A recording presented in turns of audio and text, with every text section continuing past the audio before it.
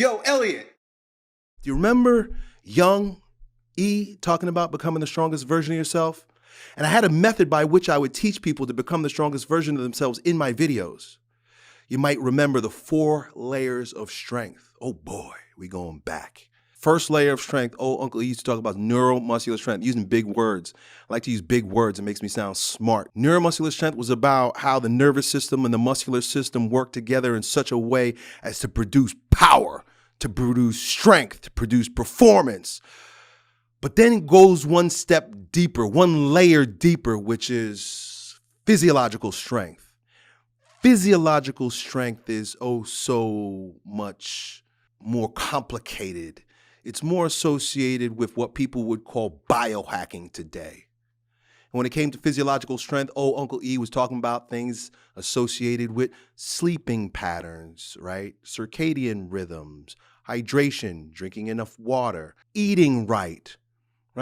It's all of the things that you do outside of the gym to help that neuromuscular strength pop off. If you want to be functional, if you want to be able, you want to do things like a man, that's the neuromuscular strength, but that's all fed by physiological strength. If you're not sleeping, you're not eating, you're not drinking right, you're not thinking right, you're not breathing right, who remembers breathing into your balls? Because that's what's next. Energetic strength. That was the 3rd layer of strength. And energetic strength is where I introduced y'all to bioenergetics. Boy, y'all remember that?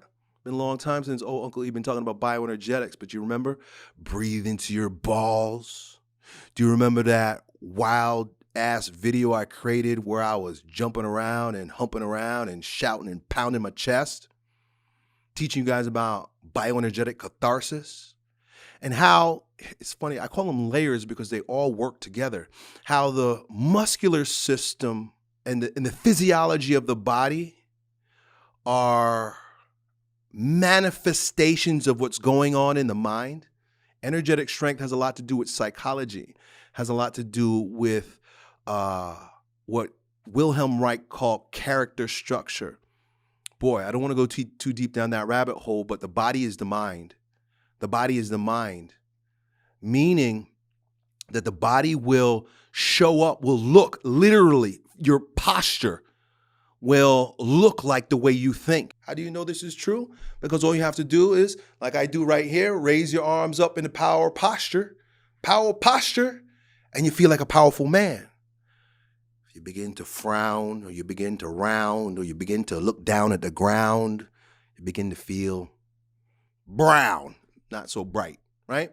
And so we understand that the body is the mind in that regard. And so with that spectrum, where do we go?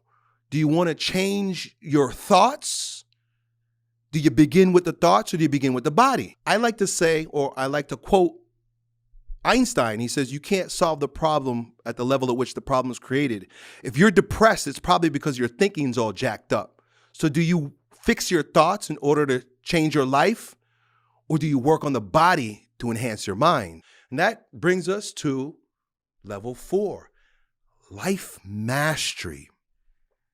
But life mastery is just as deep, but also mystical, far more existential than even the energetic and physiological. Because now we're talking about the spiritual.